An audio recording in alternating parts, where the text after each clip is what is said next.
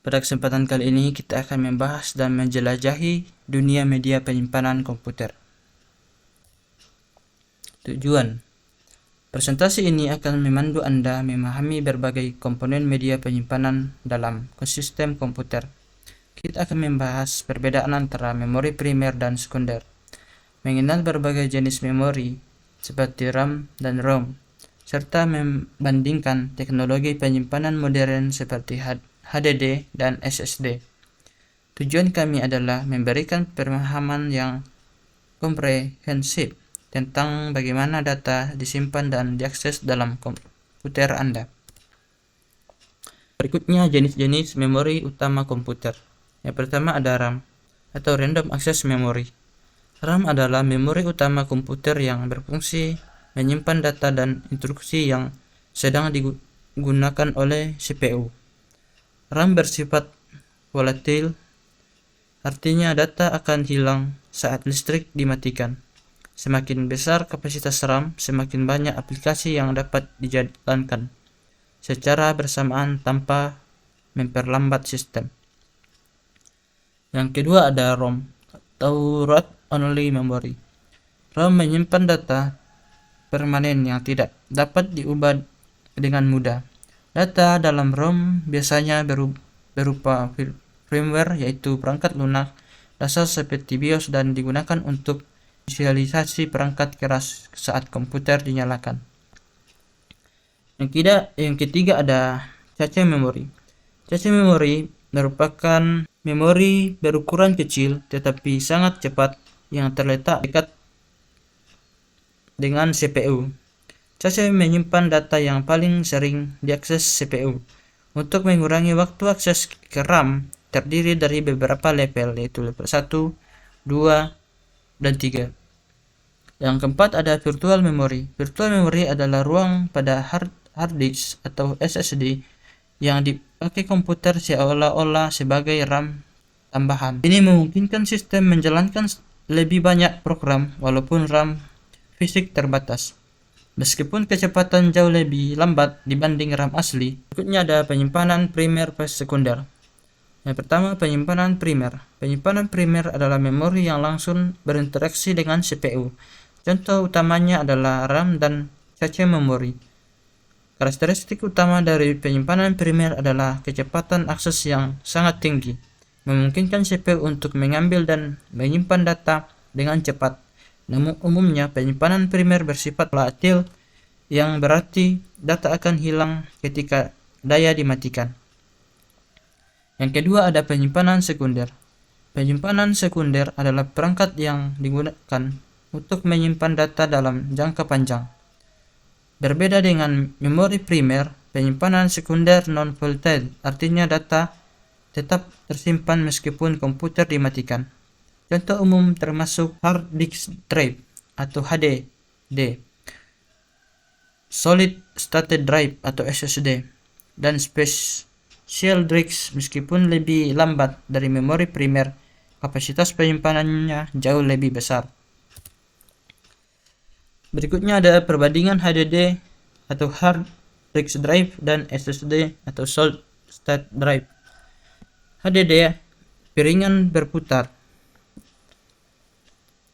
HDD menggunakan piringan magnetik yang berputar dengan kecepatan tinggi untuk menyimpan dan mengambil data. Komponen mekanik ini membuat HDD lebih rentan terhadap kerusakan fisik akibat guncangan atau jatuh. Meskipun begitu, HDD menawarkan kapasitas penyimpanan yang sangat besar dan harga yang lebih terjangkau per gigabyte, menjadikannya pilihan populer untuk penyimpanan massal. Kedua ada SSD atau flash memory tanpa bagian bergerak. SSD menggunakan chip flash memory untuk menyimpan data, mirip dengan USB flash drive. Karena tidak memiliki bagian bergerak, SSD jauh lebih cepat dalam membaca dan menulis data dibandingkan HDD. Selain itu, SSD lebih tahan guncangan, menghasilkan daya lebih rendah, dan beroperasi tanpa suara. namun biaya per gigabyte SSD masih lebih tinggi daripada HDD. Berikutnya ada optical disc atau CD dan DVD. Yang pertama ada CD atau complete disc. CD adalah format optical disc yang pernah kali populer untuk penyimpanan audio digital dan data komputer. CD memiliki kapasitas standar sekitar 700 MB yang cukup untuk beberapa ratus gambar atau dokumen teks sederhana. Mereka dibaca menggunakan sinar laser yang masih kadang digunakan untuk distribusi musik atau perangkat lunak kecil. Yang kedua DVD, Digital Versatile Disc. DVD merupakan pengembangan dari CD, menawarkan kapasitas penyimpanan yang jauh lebih besar, berkisar antara 4,7 GB single layer hingga 8,5 GB dual layer. Kapasitas ini memungkinkan penyimpanan video berkualitas tinggi film penuh atau volume data yang lebih besar. Meskipun popularitas menurun seiring munculnya media, penyimpanan digital DVD masih digunakan untuk backup data arsip atau media hiburan. Ini adalah flash drive atau portabilitas dan kecepatan. Yang pertama ada USB flash drive. USB flash drive adalah perangkat penyimpanan portabel yang sangat populer mengandalkan teknologi flash memory. Ukurannya yang ringkas, variasi kapasitas yang luas, dan memudahkan penggunanya membuatnya ideal untuk transfer data sehari-hari antara perangkat. Mereka sering digunakan untuk membawa dokumen, presentasi, atau file media. Kartu memori. Yang kedua ada kartu memori atau memory card. Kartu memori adalah media penyimpanan berukuran kecil yang umumnya digunakan pada kamera digital, smartphone, dan perangkat portabel lainnya. Jenis yang paling umum adalah SSD atau SD atau surut digital dan micro SD. Kartu ini menawarkan kapasitas besar dalam format yang sangat kecil, memungkinkan penyimpanan foto, video, dan aplikasi dalam jumlah banyak langsung di perangkat Anda. Berikutnya evaluasi kapasitas penyimpanan. Yang pertama tahun 1950-an itu punch charge dan magnetic tape kapasitas sangat terbatas, itu kilobyte, akses lambat. Yang kedua tahun 1980-an yaitu ada floppy disk, itu ukurannya 1,44 MB, dan awal hard disk 20 MB. Mula ada penyimpanan yang praktis untuk PC. Yang ketiga tahun 1990-an ada CD-ROM dengan ukuran 650 MB dan hard disk GB. CD menjadi standar dan hard disk meningkat pesat. Tahun 2000-an DVD dengan ukuran 4,7 GB dan USB flash drive yaitu MB sampai GB.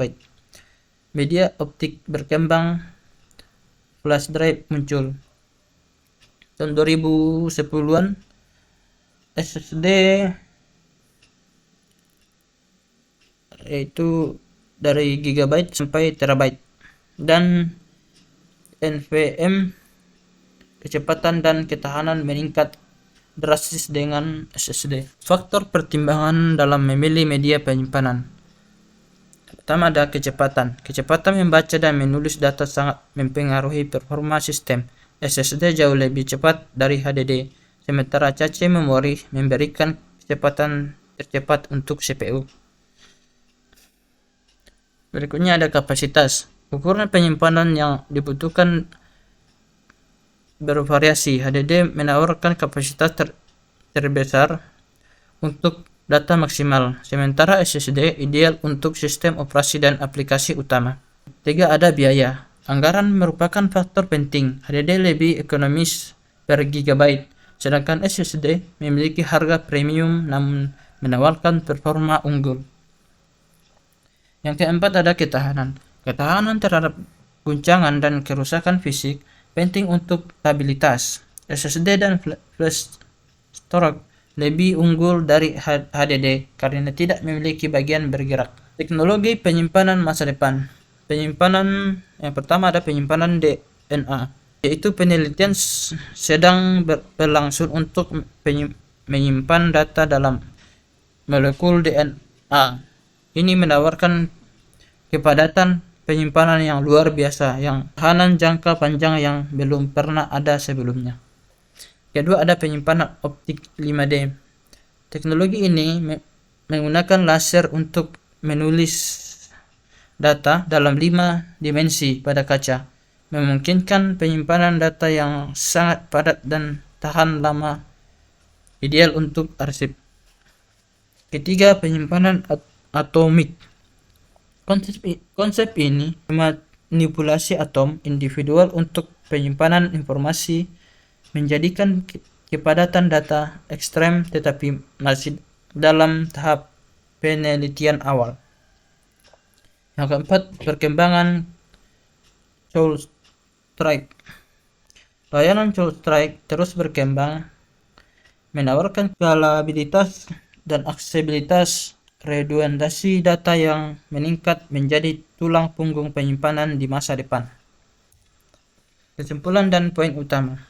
Primer versus sekunder. Memori primer seperti RAM dan cache cepat dan sementara, ideal untuk akses CPU langsung. Penyimpanan sekunder seperti HDD dan SSD dan flash drive untuk data jangka panjang dan dominasi SSD dan flash drive. Perkembangan teknologi mendorong peningkatan penggunaan SSD dan flash drive berkat kecepatan, efisiensi, dan ketahanan, meskipun HDD tetap relevan untuk kapasitas besar. Berikutnya, memilih yang tepat. Memahami fungsi dan karakteristik setiap jenis media penyimpanan sangat penting untuk memilih perangkat yang paling sesuai dengan kebutuhan spesifik Anda maupun biaya. Dengan memahami komponen-komponen ini, Anda dapat membuat keputusan yang lebih terformasi saat membangun atau mengupgrade sistem komputer Anda, memastikan kinerja optimal dan penyimpanan data yang aman.